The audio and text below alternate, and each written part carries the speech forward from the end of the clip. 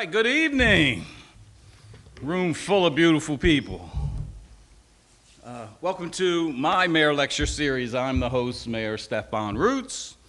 We took a little break this summer, slowed things down. I'm excited to get this going again. For these lectures, what I do is invite experts. I call them subject matter experts, and they give free public presentations on topics relevant to Chester residents or anybody. Doesn't necessarily have to be Chester residents, but of course, coming out of City Hall, that's our target audience. These lectures equip us with information, connect us to resources, and stimulate community thought and discussion. Topics have ranged from housing in Chester, gun violence, mental health, the Underground Railroad in Chester, and more. You can view the recordings of the previous lectures on the city website at www.chester.com. Let's do that over. I'm not used to saying www, so let me just say chestercity.com. Chestercity.com. And then we also have a Chester City YouTube channel, which is probably the best place to view it. We got some lectures coming up on September 16th. Amanda Johnson, who's an employee here, she works for our Community and Economic Development Authority. She's going to talk about Jumpstart Chester, and that's an initiative to train people interested in renovating houses, building houses, getting into the real estate space. They work under mentors who are already in that business. They get to work on projects, and ultimately, we want them to be our future developers. It's a program that is operating really wholeheartedly in Philadelphia and Wilmington, and we're really excited to bring it to Chester. So you might see the name Jumpstart Philly, Jumpstart Wilmington, or Jumpstart certain neighborhoods in bigger cities. We're really proud to have Jumpstart Chester starting in Chester real soon. In October, guess what? I'm going to take the mic. I'm actually having the mayor's going to be the lecturer at the Mayor's Lecture Series. And I'm going to talk about my experience in Taiwan, both in April and I'm going back next week. Its association to SEMI and Chester. I don't know why we wrote that, but it's really it's been sort of a diplomatic ambassador sort of role representing, of course, Chester City, but the state of Pennsylvania in getting involved in bringing semiconductor manufacturing, workforce development to the state, as well as the global schools initiatives where Chester schools have been targeted to join schools in Taiwan, Japan, Singapore. Don't have me list them all, but you're going to hear all about it next month, October. You're going to see a whole bunch of photos, too. Don't know yet. Yeah, haven't set the date. But it's going to be in October. Basically, these lectures have been on the first Tuesdays of the month, if we can accommodate it. So we don't want to do it on the same week as a city council meeting. But although we kind of schedule them for the first Tuesday of the month, we also have any day of the month, any weekday of the month, pretty much available for people to enjoy these lectures. And tonight's lecture, for those of you who are tuning in, for those of you who are here, you're here because we're going to learn about the Register of Wills and you. What does it mean, the Register of Wills? I'm going to be quite honest with you, I really don't know either. I've engaged in that office on a couple occasions, but this is one of those topics that I really feel is important here in the city of Chester in particular. There's a lot of properties that change hands in this city. Most of our property owners are older folks, and we want to make sure that you do the right things, through his office. It really matters. That sets you up so that your family or your estate, which is a really important word we're going to learn tonight. What is an estate? What is estate planning? Why is it important? Those are some of the things we're going to highlight. But let's first talk about the guy who's going to do the lecture tonight, Vince Rongione, Esquire. He's going to do a presentation called The Register of Wills and You. He's a native of Delaware County. He graduated from Haverford Senior High School, and he earned a bachelor degree and a law degree from Villanova University. Go Wildcats. That's our university. Rongione spent over 15 years of experience in local, state, and federal government administration and law. He was appointed to the office of the Delaware County Register of Wills and Clerk of the Orphans Court on January 2nd, 2024 to serve a term ending in December of this year. That's the other term that always confused me, Orphans Court. It just seems like such an old-fashioned word and an old-fashioned term. And we hope to hear a little bit about what Orphans Court is.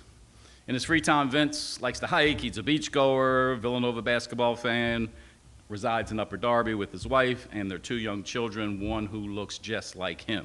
There will be an opportunity for questions and discussion like we always do after this is over. We definitely attempt to get out of here by 7:30. And let me just tell you, just finally, a little personal, my personal experience with Vince. I met Vince maybe a couple years ago, just as I was getting into the space of government and politics. And he's a rare breed. He's one of those few people who understands government and politics.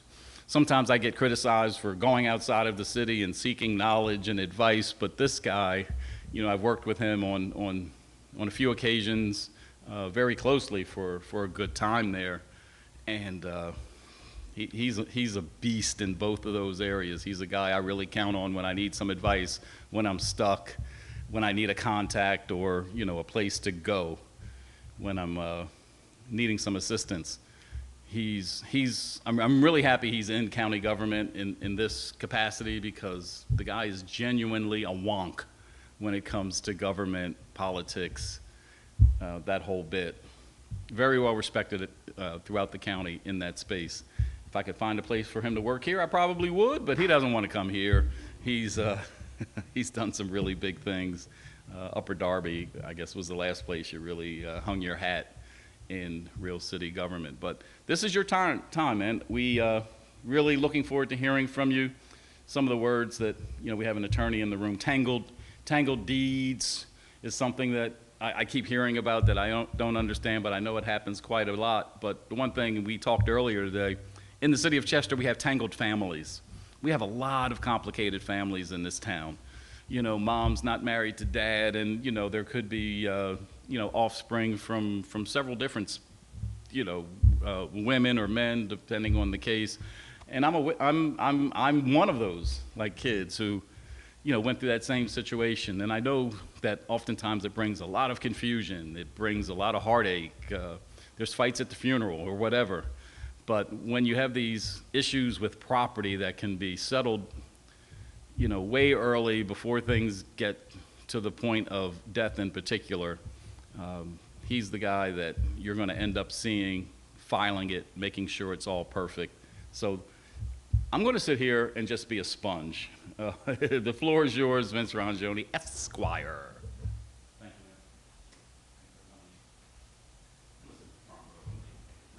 you. Well, thank you. Thank you very much, Mayor Roots. I really appreciate this invitation. And it's absolutely great to be in Delaware County's only city, the city of Chester. Thank you so much to all the people who are viewing online and on the website, and for everybody who came out tonight after this long holiday weekend. Hopefully you had a good weekend, and we'll get right into some good educational material here. As the mayor said, my name is Vincent Rongione.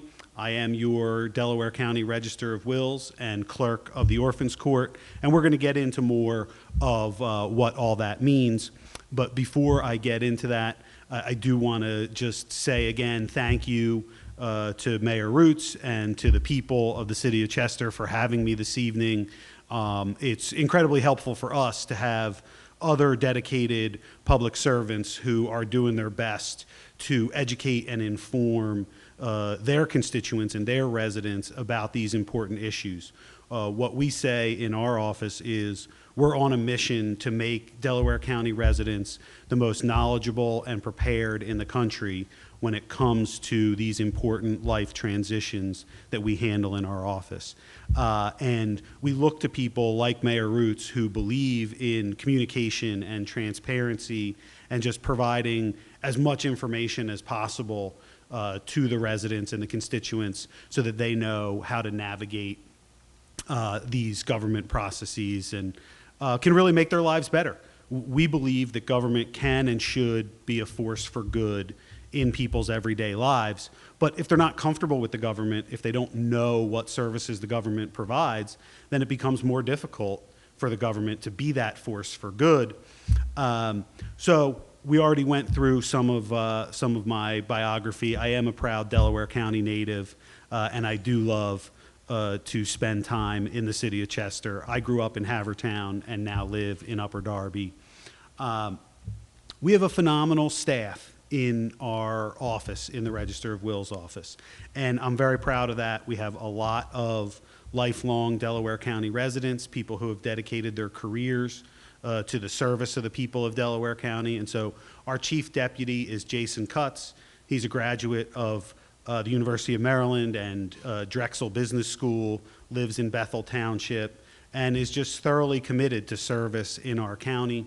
Julie Everett is our first deputy. She is the epitome of what you would want in a public servant. She came to the county straight out of high school, has dedicated her entire career to the service of the people of Delaware County. She is a wonderful wealth of knowledge in our office, and just an absolute testament.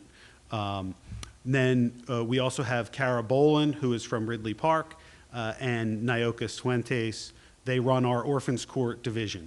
Cara's the Orphans Court supervisor, and Nyoka is the paralegal. And they are just there every day to help people and help them navigate process in the Orphans Court. So for the folks who are viewing online, I really would encourage you to go to our website and also check out our PowerPoint materials so that you can put names to faces. I want our services to be personal and professional, and I want you to know who the people are that are helping you, because in our office, we primarily deal with the probating of estates. So when a loved one passes, you come to our office to sort out their affairs and make sure that their final wishes are honored. And that can be a very emotional time. We also issue marriage licenses. We issue about 2,500 or 3,000 marriage licenses a year. So one half of our office is very joyful and happy and excited, and the other half of our office is more reflective and mournful.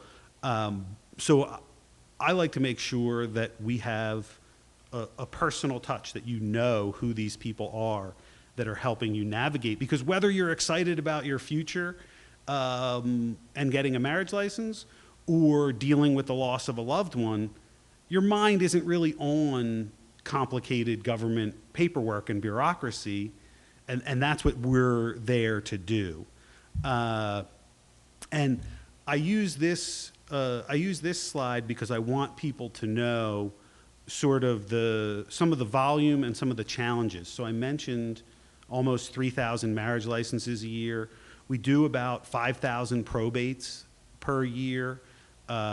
We had over 20,000 unique interactions with the public last year at our counter, on the phone, through email. So we're a very busy public-facing office. If you ever come to our office, you'll see that it's bustling, and there are a lot of residents and constituents in there, and we're doing our best to have very good turnaround time and customer service. I also just like to talk a little bit about what Delaware County is, because obviously we're here tonight in the city of Chester, and the residents of the city of Chester take great pride in being Delaware County's only city, and take great pride in the long history and unique character of the city. And we have 48 other municipalities who also take great pride in their neighborhood. But if you look at Delaware County as a whole, we are almost 600,000 residents. We would be one of the 30 or 35 largest cities in the country. If Delaware County were one city, we would be roughly the size of Memphis, Tennessee. We would be bigger than the city of Baltimore, and more densely populated than anywhere in the Commonwealth, with the exception of the city of Philadelphia. So What does that mean? It means we have real challenges. In Upper Darby alone, we have almost 100 languages spoken at the Upper Darby High School. We have immigrants from all over the world, all throughout the county. So I just like people to know and think about what Delaware County is as a whole, because it really can be eye-opening when you think about those numbers and how we have to provide these services to folks. So let's go back to some of the basics. I mentioned that we probate estates. And even the word probate sounds like kind of a technical term that people don't know what it means, and people don't know what an estate is. So what is an estate? And we all have an estate. Everyone here tonight, everyone watching, it's not just something that is created when someone passes. Your estate is all of your personal possessions, all of your bank accounts and your mutual funds and your home and your car, your personal effects, your golf clubs, your wedding ring. Everything you own collectively is your estate. And so everyone has an estate. And probate is the process by which that estate gets passed on to your next of kin or your named beneficiaries in your will. And sometimes people are nervous about it. They think, oh my gosh, I don't know what probate is. It sounds complicated. It sounds expensive. It sounds difficult. And the truth is, it's really not particularly complicated or expensive. It's definitely helpful to engage an attorney to help you draft your estate planning documents, and we always encourage people to retain lawyers and have them participate. We also provide a lot of resources for community legal services and the Delaware County Bar Association, because we know that not everybody can afford legal counsel. But the truth is, you don't actually need a lawyer.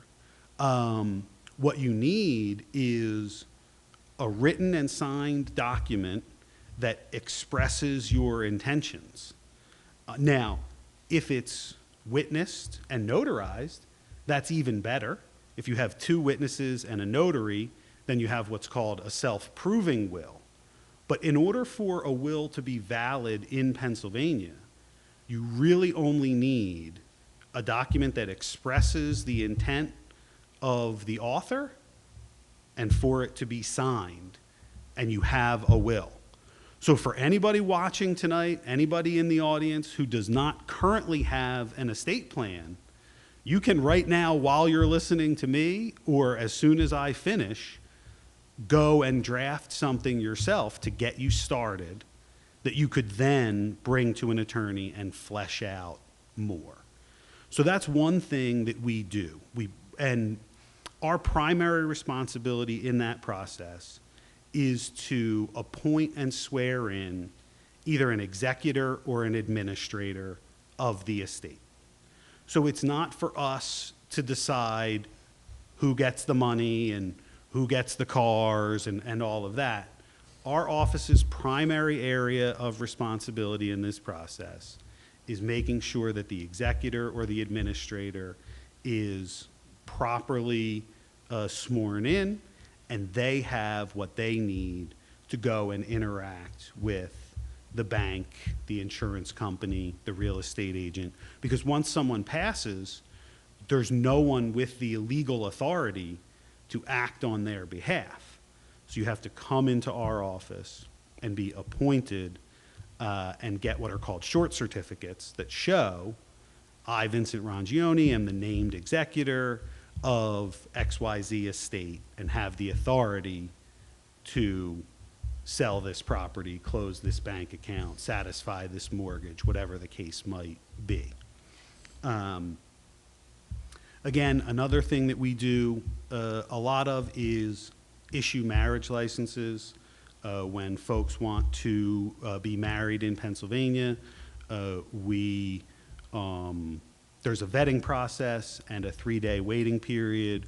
We help them navigate the paperwork so that they can get their marriage license and move to their ceremony and get married. Recently, there's been an enormous uptick in the retrieval of marriage records. So if people are applying for dual citizenship, they need to trace back the marriages of all of their ancestors. So we've been getting a lot of requests for old marriage records, and we help people navigate that process. Also for Real ID. I don't know if anybody has gone through the Real ID process, but we played a major role there because for anyone who had changed their name, they needed a certified copy of their marriage record to prove their name change in order to verify their identity for Real ID. The other thing that we do, and this is in the capacity as clerk of the Orphans Court, is we handle all the paperwork to do with guardianships and adoptions. So if you have a minor child who needs an adult payee for, say, Social Security benefits, or a minor child who needs special medical care, we would be the office where you would go to file guardianship paperwork, and same thing with adoption paperwork. And we monitor and track, along with the state court system, those guardianships through a system called GTS, which is the guardianship tracking system. So those are the core functions of our office. I think the most important one, the most universal one, and especially as the mayor was alluding to for the people of the city of Chester, is this idea of estate planning and probate. Because one of the problems that we run into when people are afraid of the process, right? If people are nervous about interacting with the government and they don't want to talk to lawyers and deal with government buildings and get mixed up in the system, what can happen is called tangled title. So could be a multi-generational house, doesn't have to be a multi-generational house, but let's say, grandma owns the home, passes away, and it comes down to her daughter, and but there was no will, so there was no deed transfer. It's just like, oh, well, grandma owned the house and we all lived there, and then grandma passed away and we continue to live there. And then maybe you want to take a home equity loan to send a kid to college or start a new business, or simply sell the house to move to another house. And you realize, oh, I don't actually own the house because I just kept living here after grandma passed away. And then when you go and look into the paperwork, you find out, oh, well, geez, grandma's name's actually not on the deed either. The name on the deed is actually great-granddad. Great-granddad bought the house in 1917 and passed it down to grandma and grandpa. Then grandpa passed, and everybody in the family just thought, oh, this is grandma's home, right? And so that situation is called tangled title. And it is very difficult to know that you're in that situation, and then also to get out of it, because you've got multiple people, multiple generations who have passed away without properly doing the paperwork. And there's nobody left to say, oh, I really meant for grandma to inherit the home, right? The chain of custody is broken. And so it becomes very difficult for the current occupant of the home. So that's why it's so, so important for everyone to have an estate plan, to do their paperwork on ownership of their major assets, their homes, their cars. Because when you go, when you come in to probate, you're going to need your driver's license, you're going to need an original death certificate, which you will most likely get from the funeral home, and you're going to need that will, that document that expresses the intent of the decedent. And that's really what you need. You come into our office with those documents, and we will walk you through the process to make sure that your family's assets are protected, and that your family will continue to accrue intergenerational wealth. The risk that you run into is if you don't have these things in order, you could be inadvertently racking up delinquent inheritance taxes and property taxes, and then have to also pay a lawyer, all of which will eat away at the value of your family's nest egg. Because the state will go back. So that's important to note. The inheritance tax is a state tax. It's not a county tax. We do collect it in our office, but it's a state tax. And the state will go back and trace, oh, there's inheritance tax that was owed when this transfer should have happened and when this transfer should have happened, and it will accrue in the background and cost your heirs significant money at the time.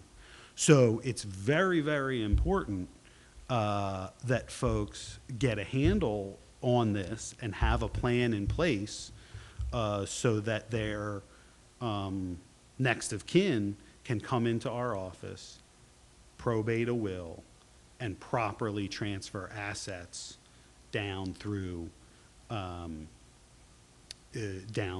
family. And you'll see, I mean, we'll make this PowerPoint available. It has more of the details. I mentioned the documents that you need.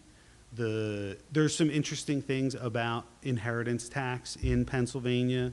If you're a surviving spouse, the inheritance tax is 0%.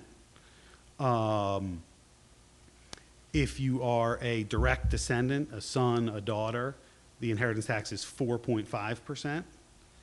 If you're siblings, so if you're transferring property to your brother or sister, 12%, and then all others, 15%. So there are significant and increasing taxes associated with those different statuses.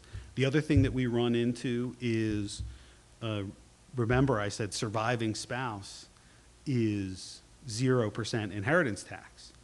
Well, a lot of folks decide after someone has passed, oh, guess what? We were common law married, right? It's amazing how, I mean, not to be too lighthearted about unfortunate circumstances, but you know, the difference, the difference between 0% and 15% inheritance tax motivates a lot of folks to think that they might have been common law married during the decedent's lifetime. The problem is common law marriage has actually been outlawed in Pennsylvania, so you would have to have been common law married for a very long time in order to be grandfathered in.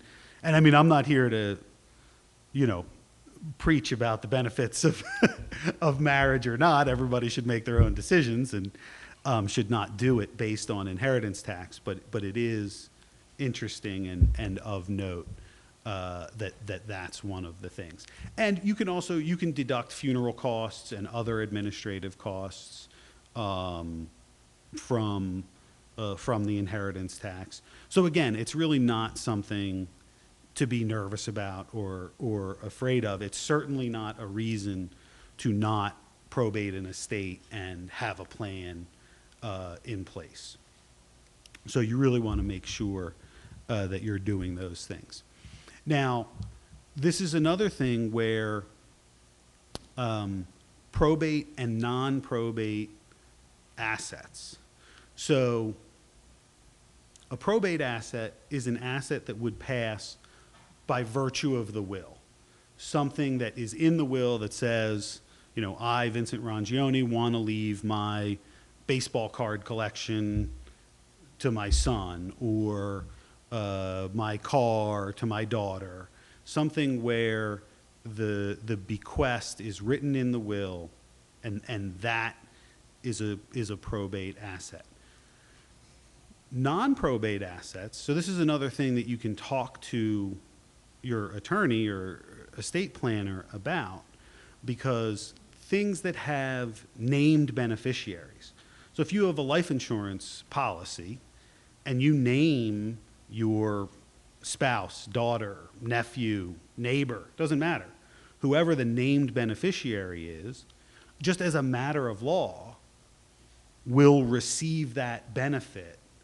And so that actually does not pass through the probate process. You do not necessarily need to open an estate if, so let's say you're husband and wife, and everything is jointly titled. All your homes, your cars, your investment accounts, everything that you've got is jointly titled, and everything, your life insurance, your retirement accounts, are all named beneficiaries.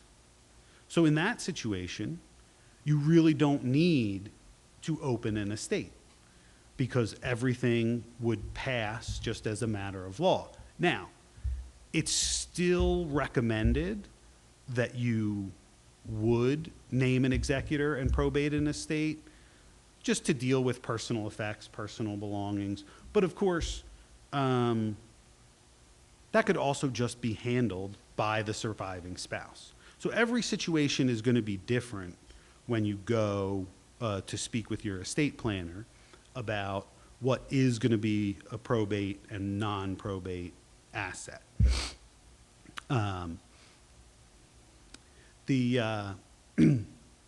Any questions about estate planning and probate, non-probate assets, life insurance?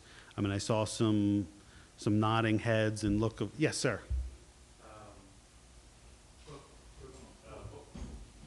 Oh. We can hear you, Okay. What if you have a situation of, from like back in the 50s, that your parents actually brought the house together, but the mother's name was never put on the paperwork? How would you handle that?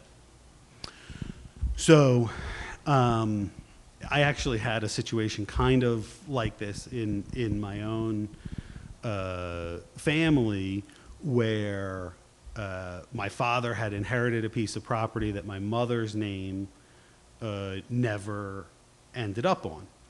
And so in that case, that's called, at that point, the laws of intestacy apply. So that piece of property, my mother's name wasn't on it, so it didn't pass directly to her, and it wasn't in my father's will, so there was no bequest in the will, and it didn't pass directly to my mother.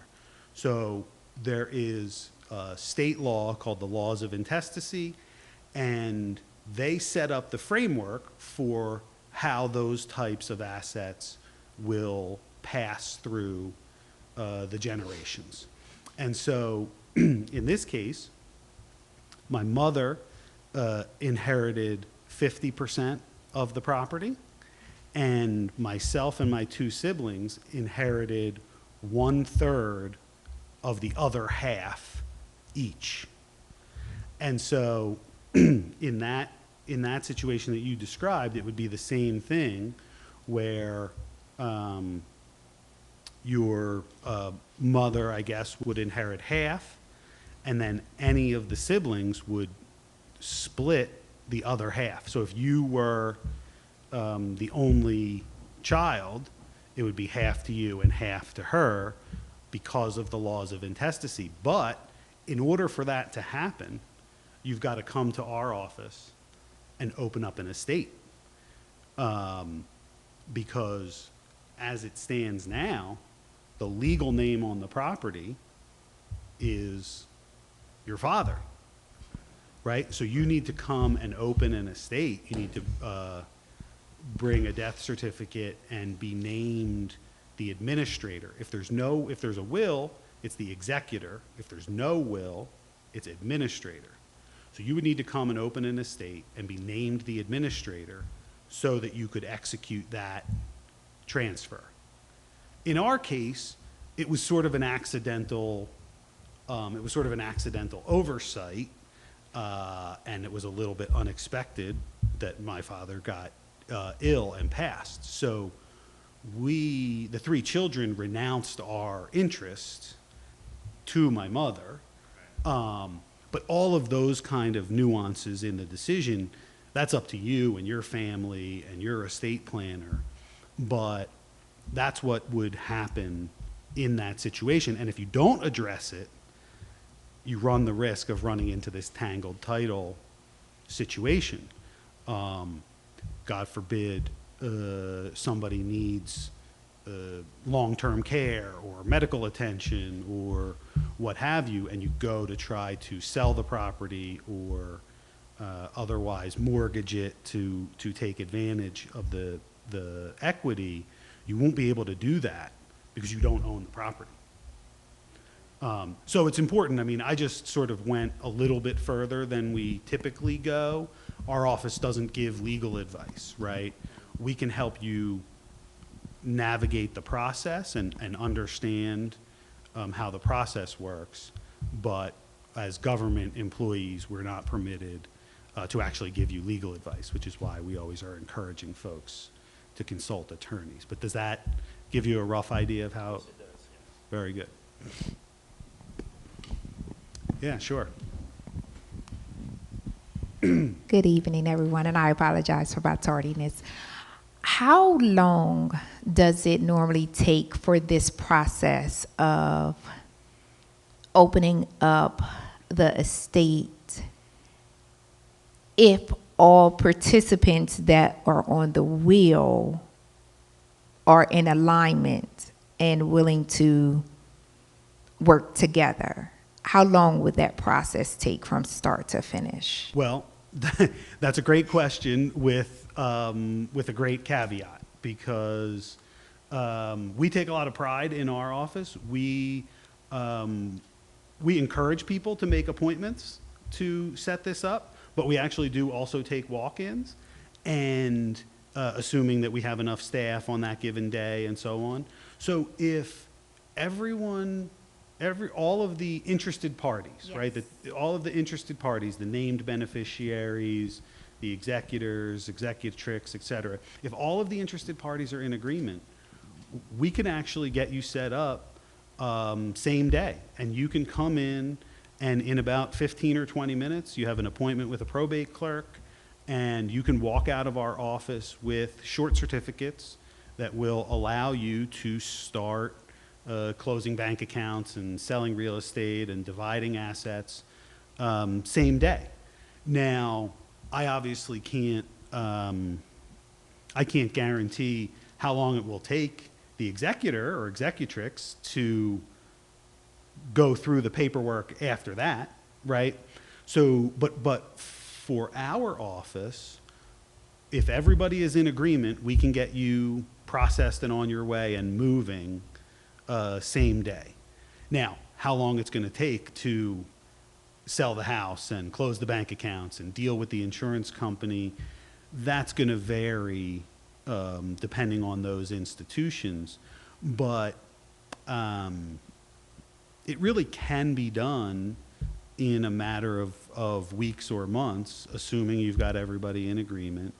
And then it just becomes a paperwork problem where things start to take time, and where you might end up in front of me for a hearing is when people don't agree, right? That's where things get messy. Whether you have disputes between siblings about who should serve as the executor or administratrix.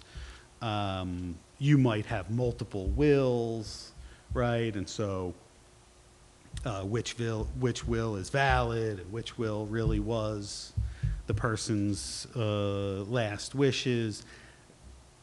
Some of these things drag on for years when people fight. But if everybody's in agreement, we can get you in and out same day and on your way. Okay. All right. Do you have a card?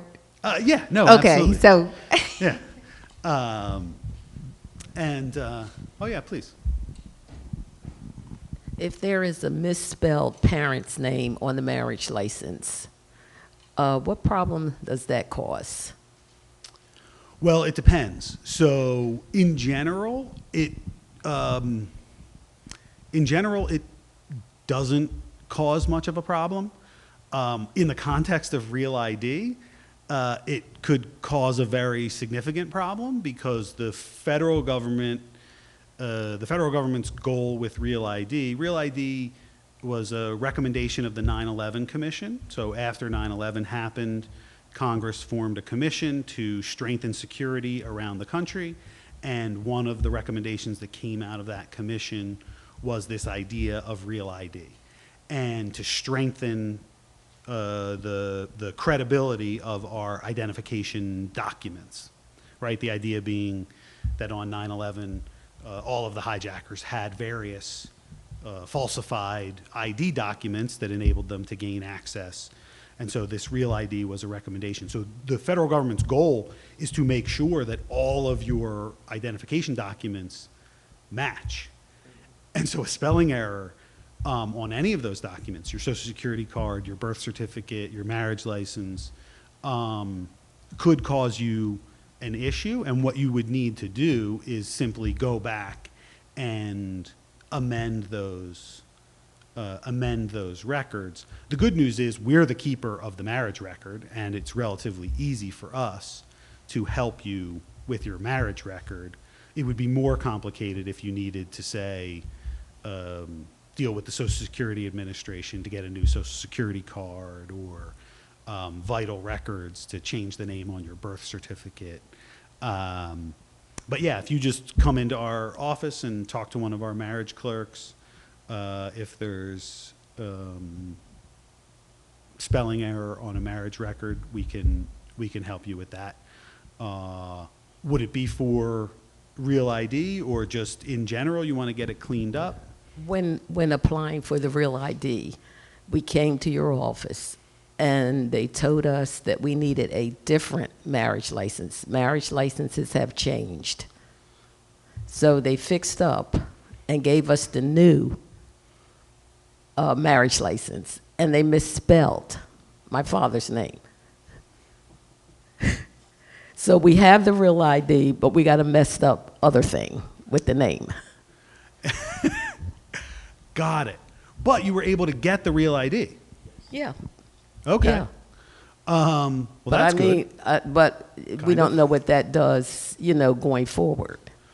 Well, let me give you my card, and we will look into it. I mean, it sounds like in this case, we may have made a mistake, and we'll get it corrected Well, for they you. told me it was my mistake that I had to handle. Well, interesting. It was to me too. Well, we'll get you taken care of. I mean, that's relatively easy. I don't know exactly what happened. I mean, sometimes people just mistype things. Handwriting is hard to read. I mean, who knows what happened? But the good thing is, it didn't stop you from getting the Real ID, and we'll be able to get you fixed up. Okay. Yeah. Other questions? Probate, wills, estate planning? Okay. So, and I mean, we can come back and talk more about it, but I do want to touch also on the orphans court. As the mayor mentioned, it is kind of an old-timey, antiquated sort of term, but the reality is that 200 years ago or so, the orphans court was set up for this purpose. It was set up as a separate division, a freestanding division of the courts to deal with vulnerable populations. And they actually mentioned widows, orphans, and people who lacked capacity for whatever reason. And that could be minors, again, minors who lack legal status, or people with physical, mental, emotional disabilities or illnesses who need care. In the 60s, the Pennsylvania Constitution was passed and created what we call the unified judicial system. At that point, the Orphans Court became a regular division of the Court of Common Pleas at the county level. And so it's no longer a separate and independent division of the courts, but it does have this very specific mandate to deal with vulnerable populations. And rather than in criminal or civil court where you have a complaint and oftentimes are looking for money damages or punishment for criminal activity, in the orphans court, it's considered a court of equity. So you have petitions and requests for redress. I would like to adopt this person. I would like to take guardianship over this person. I would like to be named the executor of this will. So you're asking the court to either take or not take a certain action rather than looking for money damages or punitive activity. That's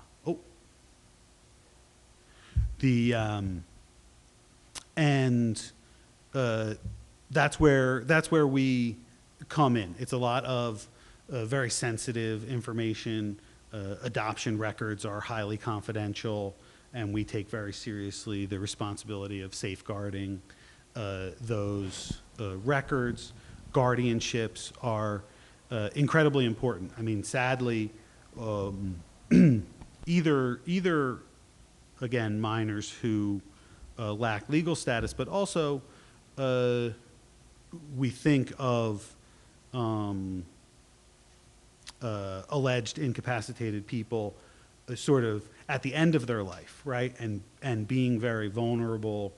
And so the guardian relationship is a very sensitive and important relationship. And sadly, you hear periodically about guardians who abuse that relationship and take advantage of people and misuse or steal their monies. And so our office is where you file the guardianship reports that allow the state to keep track and make sure that everything is happening above board. And then again, when there's a dispute over an estate where siblings can't get along or whatever the case might be. I mean, honestly, some of the worst fights that I've seen are between a second spouse and biological children, right? They seem to have a lot of trouble getting on the same page after someone passes away. I've also seen grandchildren who want to settle their grandparents' affairs but have dispute with an aunt or uncle. So those disputes over the estate also go through the orphans court. So there's a lot of serious responsibility to be done there. On the positive side, marriage licenses are an orphans court function. Yes. Before you hit marriage license, let's talk about that other part of orphans court. The example I give here in Chester is the Deshong property that's right up the street. Mr. Deshong left a will that it would be left to the city, but I understand in orphans court it was decided that the county has custodial responsibility now.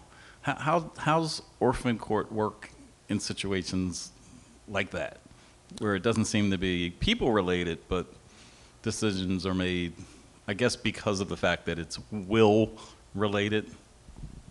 That is interesting. I mean, that is certainly the type of issue that would be in front of the orphans court.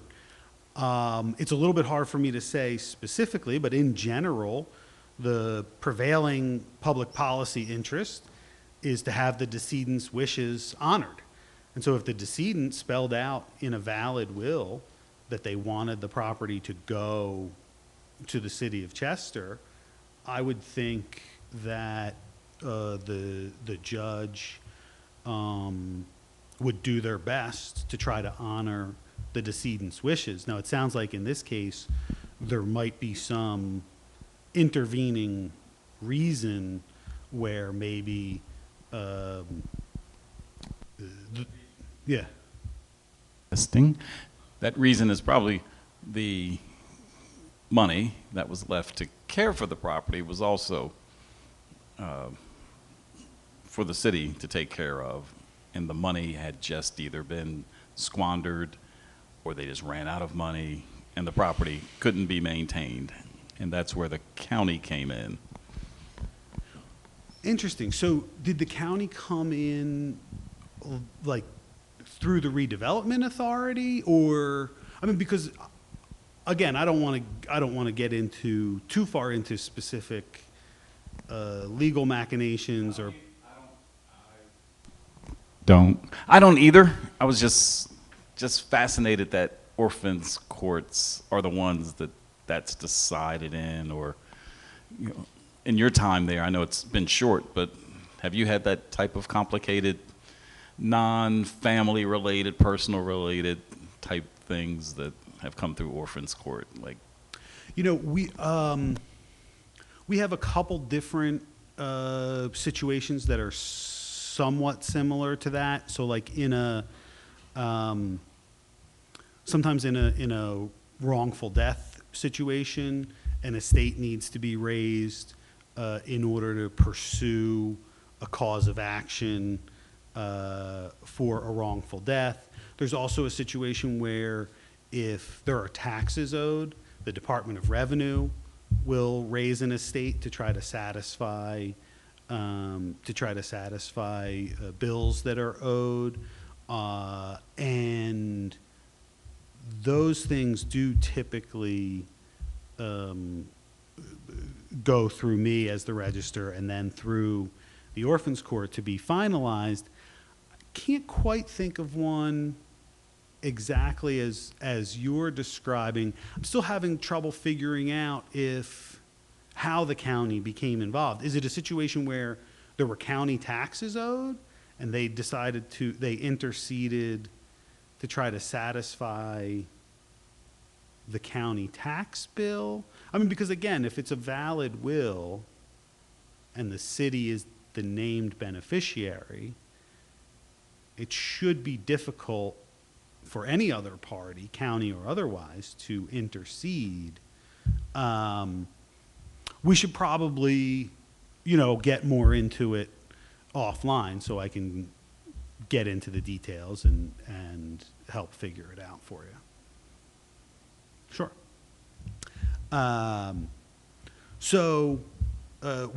We've done a number of different things in the office to make the services more accessible and create more of an experience for folks. So one of those one of those things is just simply doing more events like this, coming out into the community, talking to folks, creating videos online, making our materials more accessible. But one of them, we realized, like, oh, we're doing 2,000 or 3,000 marriage licenses a year, and we're kind of we're a part of these folks' story, right? They're just a small part of the process, but we see it as a way to get them in the pipeline to understanding, hey, you're about to get married, and it's important for you to understand that you need to update your estate planning documents as well, right? And it's not something that you really want to think about, but we like to use it. It's like, well, while we have you, let's make sure you know all about all of these things, but also creating an experience for them. So you remember back in the day, wedding announcements were incredibly common in the newspaper. Everybody had their wedding announcement. Well, we created a marriage wall and a questionnaire so that people can take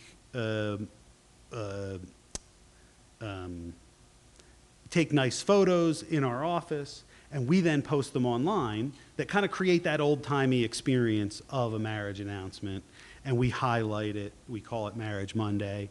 And it's been very successful. It's been a really nice thing that I think the constituents enjoy and appreciate and get a good experience. I would note, it is interesting, there's a 3-day waiting period to get married in Pennsylvania. So sometimes people come to our office all dressed up. They think they're going to get married right then and there in our office.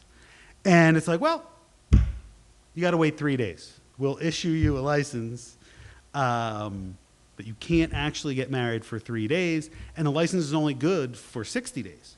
So it actually became a little bit of a problem during COVID when people were delaying, right? Sometimes people would have to come back in and get a new license. So I'm not going to editorialize over politically about other issues, but I would encourage you to think about some of the things that you can do without a waiting period in our society, some of the items that you can purchase without a waiting period. Yeah, it is interesting, 3-day waiting period to get married. We also have started, we're going to issue certified copies along with your marriage license. Because in the past, Delaware County didn't issue a certified copy, and that's part of what created so much hassle during the Real ID process, because people went in and said, hey, I've got my marriage certificate, and they were like, nope, you need a certified copy of your marriage certificate. So we are starting to hand those out with the marriage license process.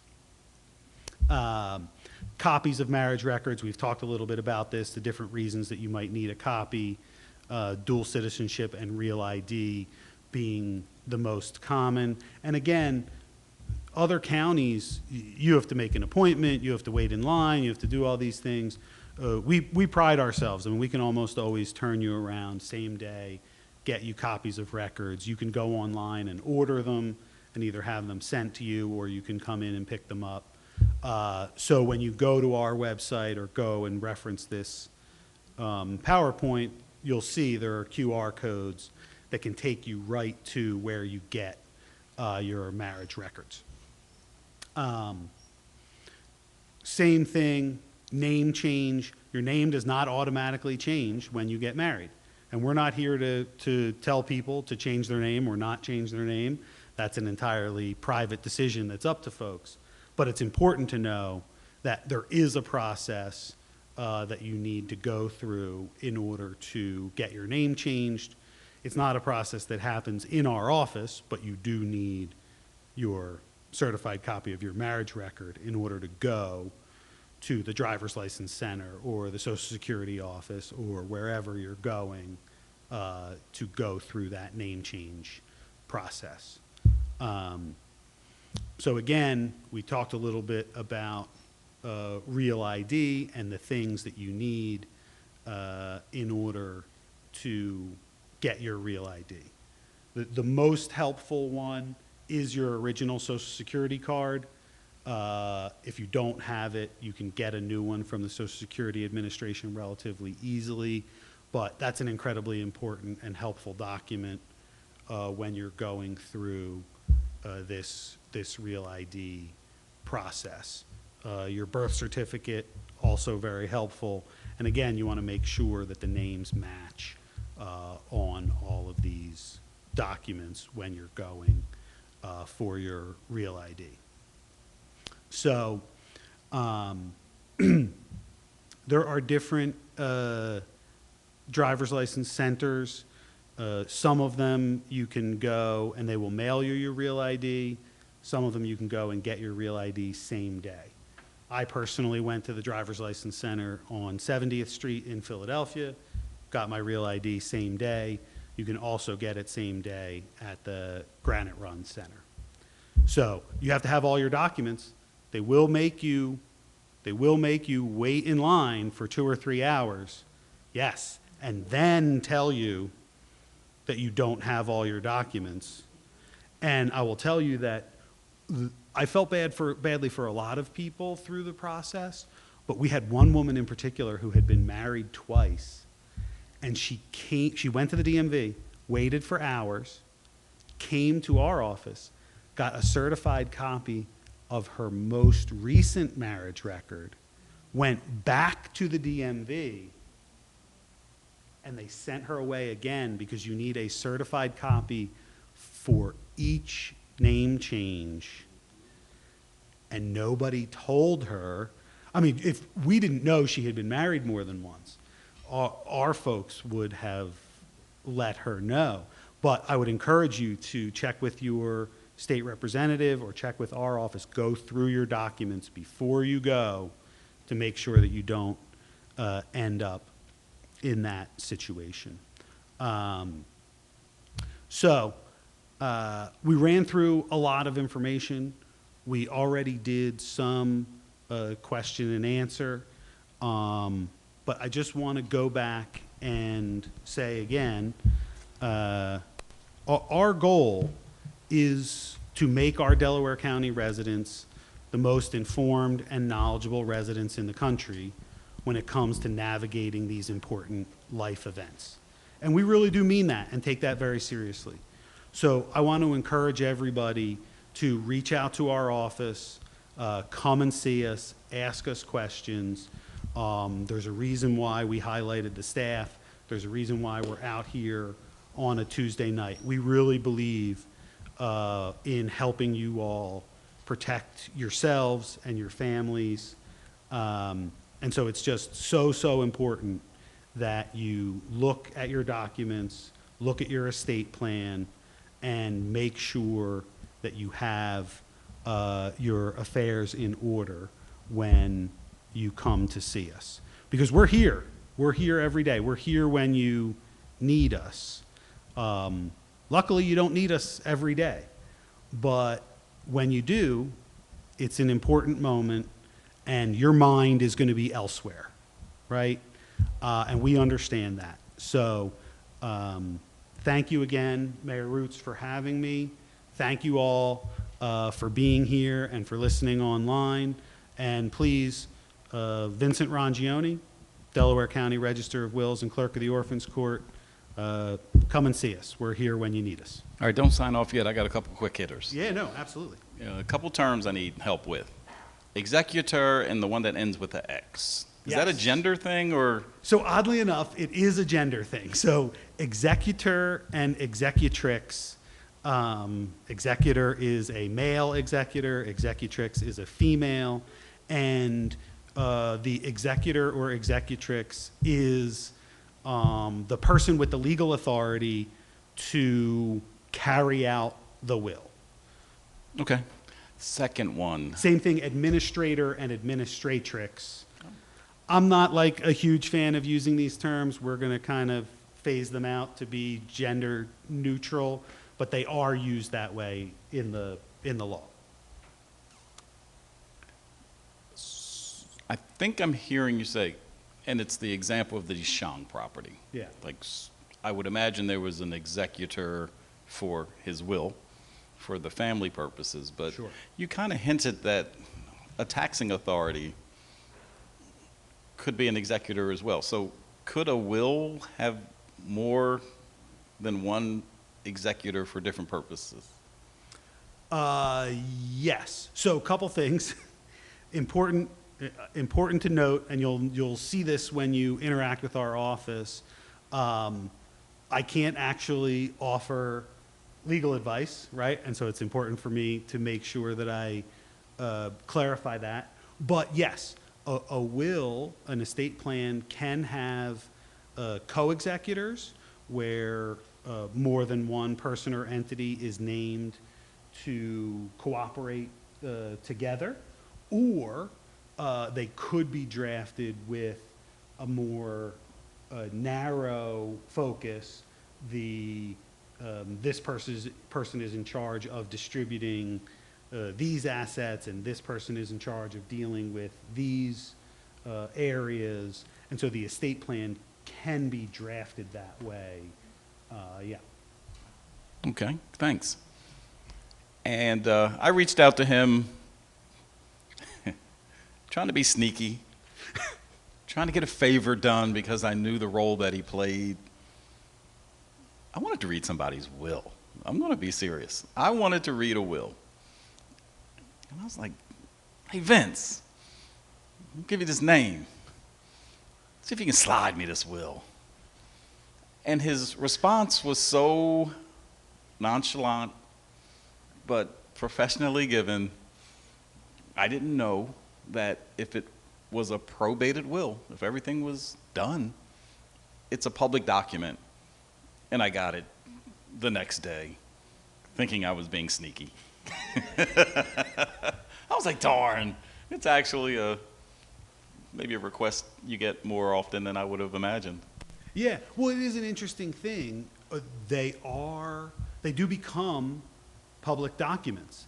And so some folks, whether they're just particularly, they might be particularly private folks, or they might have a lot of money and not want it to be publicly available where and how all that money is going. And so that's where you would get into a conversation with your estate planner about setting up a trust agreement or creating ways for assets to pass in non-probate fashion, because it's not going to be a matter of public record if a life insurance policy passes as a matter of law to a named beneficiary. But yeah, properly probated wills are a matter of public record. So if you can think of, some famous Delaware Countyans who may have probated a will, you could theoretically go and see if there's a record there and see what happened. Yeah. I think I just made your office a whole lot busier. All right, listen, oh, sure. Yeah, I'm glad.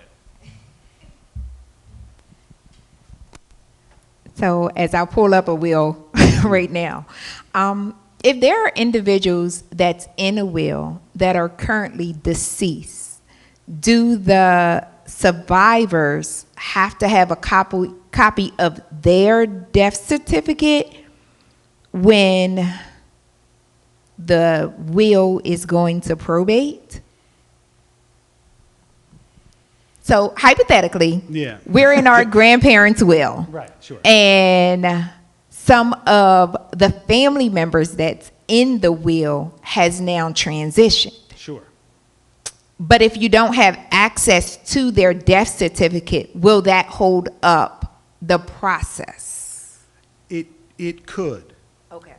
It could, because depending on how the will is written and the nature of the assets, it could be the case that the person who the person who has passed, it could be that their estate should inherit their share, and then their share be distributed according to their will, right? Or it could be depending on how the will is drafted, it could be the case that their share is has an alternate beneficiary in the will, or is divided back among the surviving beneficiaries. And so that's going to depend on the will.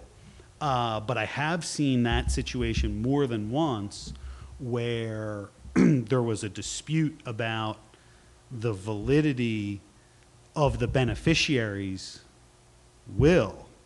And so, yeah, not having that death certificate could be a problem. But you can always go and contact the state or the funeral home, and you should be able to receive death certificates. The question's going to be, what happens when you go to open that estate? The easiest thing is when everybody agrees what should happen. It gets messier when people don't agree. Yeah. There's endless questions Well, in this thing, right? There really are. There really are, and most of the time, it's actually been kind of nice to help people navigate through these problems. I mean, I've even had a couple of families who really came in hot. You know, you could tell that there was a lot of baggage, but we try to work with folks and get them to understand, but there are endless permutations of stepkids and grandkids and second spouses and all different kinds of things. So it really comes back to be prepared, write it down. If it's written down and there's no ambiguity, there's very little for people to fight over after you're gone if you write it down. And it protects what you have, right? Like if you're a billionaire and you've got to pay a little bit extra in taxes or a little bit extra for lawyers, it doesn't really matter that much, right? But if your family scraped and clawed to pull together $150,000 row house and a life insurance policy, and that money is supposed to help send the next generation to college, right? So that the family can continue to progress and move on, but that money gets eaten up by a battle over a will, that money gets eaten up by late fees on inheritance tax. That could be devastating, you know, to a family that is still in those first building generations. So it's so important to avoid tangled title and family disputes, especially in, you know, I mean, I'm from Upper Darby. We're in the city of Chester. I mean, in places where folks are still early in that building process. So that's why we're so happy that you invited us here. Well, this turned out exactly how I planned times 10. Let's talk politics for one hot minute. You were introduced as an appointed Register of Wills. Is this an elected office or an appointed office? Yes. So I was appointed by County Council to fill the unexpired term of Rachel Berry. Rachel was elected to the Common Pleas Court. So it is an elected office. We have an election every 4 years. We elect the Register of Wills in Delaware County. and that was set by our home rule charter. So I do now have to run for a full term as register after having been appointed by county council. So what's fascinating is, honestly, before tonight, and you look at the candidates that are on the ballot, you know, it's kind of easy to vet your council persons or your mayors or your treasurers, but how do you vet a register of wills? Like, who qualifies or not? Let me tell you something, man. I've known you for 5 or so years now, and this is the first time I've really seen you in this wheelhouse. You're super qualified. You are super qualified. I am totally impressed Well, thank that as much as I am with you, as I am with those who appointed you. Like, they knew what they were doing when they appointed you. So it's a moment of clarity for me as to the fact that they did the right thing. Not that I ever doubted the people who appointed you, but I think it was proven tonight that this guy knows his stuff. And this is the kind of guy that we want in offices that many people just take for granted until you really need them. So congratulations to you. Proud of you. Keep doing what you're doing. You're the man. Let's give this guy a huge round of applause.